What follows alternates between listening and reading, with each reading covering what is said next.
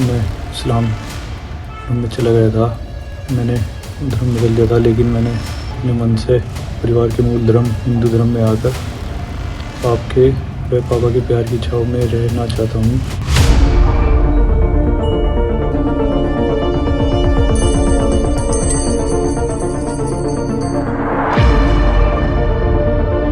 सभी का सहयोग है, जिनकी दुआओं से मेरा बच्चा घर वापस आया। आज वो सकुशल है। अब वो अपने सनातन धर्म में वापस आ गया और अपने परिवार में खुशी से है। और इस्लाम मजहब की जो भी वस्तुएं उसने अपने पास रखी थी वो बाहर कर दी है। क्या कोई साधारण सा दिखने वाला प्रेम संबंध देश की सुरक्षा के लिए एक बड़ा खतरा बन सकता है? क्या किसी युवा के मोबाइल का पासवर्ड सिर्फ एक नंबर होता है, या फिर उसके पीछे किसी प्रतिबंधित संगठन का पूरा एजेंडा छिपा हुआ होता है? जब हम और आप अपने रोजमर्रा के कामों में व्यस्त होते हैं, तब बहुत खामोशी से हमारे समाज के बीच एक ऐसा नेटवर्क काम कर रहा होता है जिसकी जड़ें बेहद गहरी होती हैं। उत्तर प्रदेश के शामली में हुआ आयुष मलिक का मामला इसका सबसे बड़ा उदाहरण है। शुरुआत में यह मामला सिर्फ एक दवा कारोबारी के बेटे के धर्मांतरण का लगा, लेकिन जब जांच एजेंसियों ने इस केस की परतें खोली तो जो सच निकलकर सामने आया उसने पूरे देश को चौंका दिया है। सोचिए, एक सीधे साधे लड़के के पास संदिग्ध चाकू मिलता है और एक डायरी मिलती है जिस पर लिखा था आई एम ऑन मिशन, यानी मैं एक मिशन पर हूँ। और सबसे ज्यादा चौंकाने वाली बात यह थी कि उसकी सीक्रेट ईमेल आईडी का पासवर्ड था 2047। यह एक ऐसा मामला है जो समय बीतने के बाद भी आज हमारे समाज के लिए सबसे बड़ी केस स्टडी और चेतावनी बना हुआ। अगर आप इस पूरे मामले के तरीके को समझेंगे तो आपको यह समझ आ जाएगा कि यह कोई अचानक हुई घटना नहीं। शामली का आयुष मलिक एक रसूखदार परिवार का लड़का था। एक चोट के इलाज के दौरान अस्पताल में उसकी मुलाकात चांदनी कुरैशी नाम की एक महिला फिजियोथेरेपिस्ट से होती है। आरोप है यहीं से चांदनी, उसके भाई और उसके पिता ने मिलकर आयुष के इर्द गिर्द प्रेम का जाल बुनना शुरू किया। इस पूरे खेल का मकसद सिर्फ धर्म बदलवाना नहीं, बल्कि उनकी नजर लड़के के परिवार की करोड़ों की संपत्ति पर भी थी। आयुष को मानसिक रूप से इस कदर डरा दिया कि उसे चुपके से दिल्ली ले जाकर उसका निकाह करा दिया गया और कागजों पर उसका नाम बदलकर मोहम्मद अली कर दिया गया। बदनामी के डर से वो लड़का सालों तक इस घिनौने राज को छुपाए रहा। यह सच तब सामने आया जब उसकी कुछ तस्वीरें सोशल मीडिया पर वायरल हुई। पिता ने हिम्मत दिखाकर पुलिस में शिकायत दर्ज कराई और पुलिस ने तुरंत एक्शन लेते हुए लड़की और उसके परिवार को जेल भेजा। लेकिन इस कहानी का सबसे बड़ा और सकारात्मक मोड़ तब आया जब उस लड़के ने अपनी मां के आंसू और अपने पिता का संघर्ष देखा। आयुष का भ्रम पूरे तरीके से टूट गया। उसने अपनी गलती को समझा और पूरे वैदिक रीति रिवाज के साथ दोबारा सनातन धर्म में अपनी घर वापसी। मैं इस्लाम धर्म में चला गया था। मैंने धर्म बदल दिया था, लेकिन मैंने अपने मन से परिवार के मूल धर्म हिंदू धर्म में आकर आपके व पापा के प्यार की छाव में रहना चाहता हूँ। सभी का सहयोग है, जिनकी दुआओं से मेरा बच्चा घर वापस आया।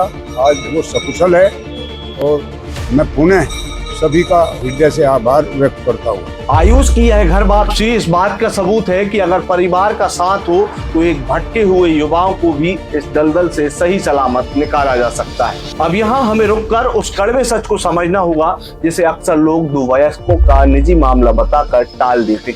इस पूरे मामले पर हमारा नजरिया एकदम दूध की तरह, एकदम पानी की तरह साफ है। यह कोई सामान्य प्रेम कहानी नहीं, बल्कि एक बहुत बड़ा सोचा समझा इकोसिस्टम है जो प्रोजेक्ट दार उल इस्लाम की तर्ज पर काम कर रहा है।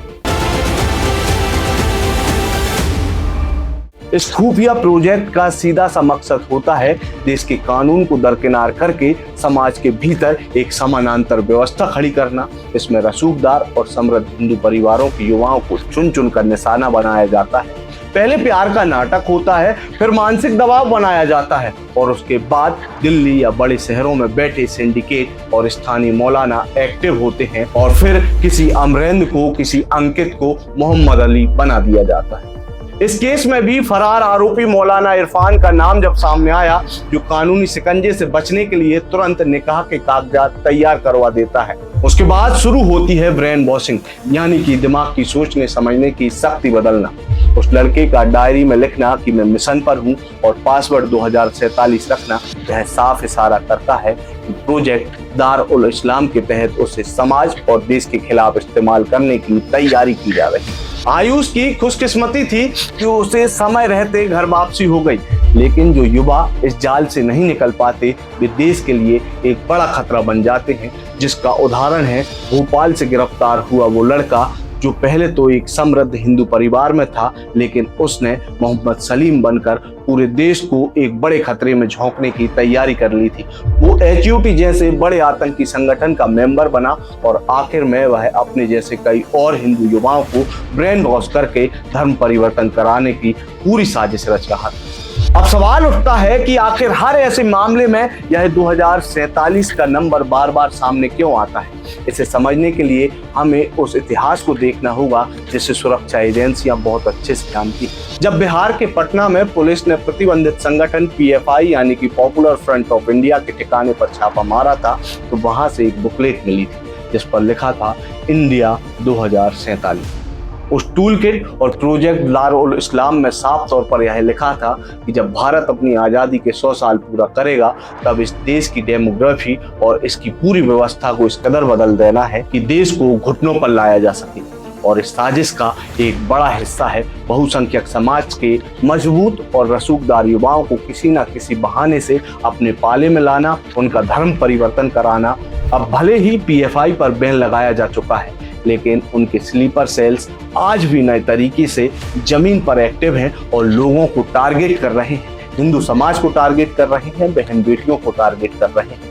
अगर हम उन पुराने मामलों को देखें तो साल 2017 का केरल का मशहूर हादिया केस हो जिसकी जांच खुद NIA ने की थी, या फिर उत्तर प्रदेश की ATS द्वारा पकड़ा गया उमर गौतम का वो बड़ा धर्मांतरण रैकेट हो जो मूक बाधिर और लाचार बच्चों को निशाना बनाता। इन सभी मामलों का पैटर्न बिल्कुल एक जैसा है। हर जगह मकसद सिर्फ शादी करना नहीं बल्कि दारुल इस्लाम में फंसाकर छुपे हुए एजेंडे को आगे बढ़ाना। शामली का मामला कानूनी प्रक्रियाओं से गुजर चुका है। आरोपी जेल गए और पीड़ित आयुष मलिक सही समय पर अपने माता पिता के पास और अपने मूल धर्म में वापस लौट आया, लेकिन इस पूरी घटना ने जो सवाल खड़े किए हैं वो आज भी उतने ही प्रासंगिक हैं। यह देश के हर परिवार और हर युवा के लिए बहुत बड़ी चेतावनी है। कट्टरपंथ और देश विरोधी मानसिकता का यह वायरस आपके घरों में किसी भी रास्ते से आ सकता है, चाहे वो सोशल मीडिया हो या फिर डिजिटल फ्रेंडशिप हो या फिर इलाज के बहाने हुई एक सामान्य मुलाकात। जब तक हमारा समाज जागरूक नहीं होगा और हमारी सुरक्षा एजेंसियां इन जमीनी नेटवर्कों को जड़ से नहीं उखाड़ेंगी, तब तक 2047 जैसे पासवर्ड हमारे युवाओं के भविष्य को उलझाते रहेंगे। इस पूरे गंभीर विषय में छुपे हुए सिंडिकेट, दारुल इस्लाम प्रोजेक्ट और आयुष की इस घर वापसी पर आपकी क्या राय है? आप अपनी राय हमारे कमेंट बॉक्स में जरूर दें। आपको यदि ये रिपोर्ट पसंद आई हो तो इसे अपने दोस्तों और रिश्तेदारों के साथ साझा करना ना भूलें। आपका बहुत बहुत धन्यवाद। लगातार जुड़े रहने के लिए आयुध को सब्सक्राइब जरूर करें।